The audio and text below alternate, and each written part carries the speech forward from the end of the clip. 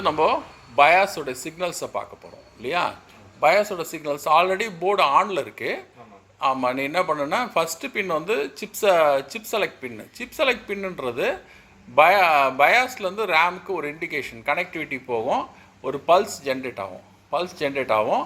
நீ வந்து இப்போது போர்டு ஆனில் இருக்குது. இப்போ லைட் டெஸ்ட்டு போர்டு ஆனில் இருக்குது. ஆஃப் பண்ணி ஆன் பண்ணும்போது மட்டும்தான் உனக்கு அந்த வேரியேஷன் தெரியும். ஃபஸ்ட்டு பின்னில் வை. ஃபஸ்ட்டு பின்னில் வச்சுக்கிட்டு டிசி சோர்ஸை ஆஃப் பண்ணி ஆன் பண்ணு. டிசி சோர்ஸை ஆஃப் பண்ணு.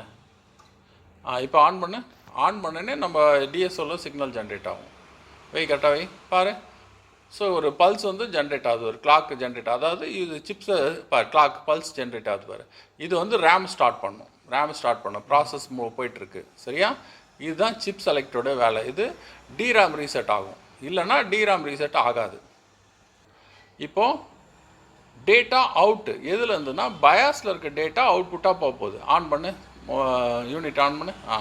பாரு இப்போது இதோடைய ப்ராசஸ், இப்போது டேட்டா ப்ராசஸ் ஆகுது பாரு. டேட்டா போயிட்டே இருக்குது, வெளியில் போயிட்டே இருக்குது. எங்கேருந்து போகுதுன்னா பயாஸ்லேருந்து எஸ்ஐஓக்கு போகுது சரியா.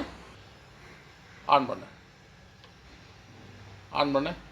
ஸோ எஸ்ஐஓலேருந்து இன்புட் வரும் பாரு. சிக்னல் வந்து ப்ராசஸ் ஆகுது பாரு. எஸ்ஐஓலேருந்து இன்புட் வரும் பாரு, ப்ராசஸ் ஆகுதா. ஸோ இதுதான் வந்து எஸ்ஐஓலேருந்து இன்புட் வருது. அஞ்சாவது பின்னு இல்லையா. ரைட், ஆன் பண்ணுங்க. ஆறாவது பின் வந்து கிளாக்கு. ஆன் பண்ணு கிளாக்கு. ஸோ ஒரு ரேட்டிங் கிளாக் பயாஸ்லேருந்து கிளாக் போகும். கிளாக் இதுவாச்சுன்னா இன்புட் அவுட்புட் வந்து நம்ம ப்ராசஸ் ஆகும். ஸோ இதோட முடிஞ்சிச்சு. இதில் நம்ம பார்த்தது சிப் செலக்ட்டு, ரேமை ஸ்டார்ட் பண்ணுது, ப்ளஸ் அடுத்தது வந்து டேட்டா அவுட்டு, டேட்டா இன்புட்டு. எஸ்ஐஓக்கு இன்புட்டு அவுட்புட் வருது. கிளாக் இப்போ ஃபைனலாக வந்து கிளாக் பார்த்தோம் நம்ம சரியா. ரைட், ஓகே, அவ்வளோதான்.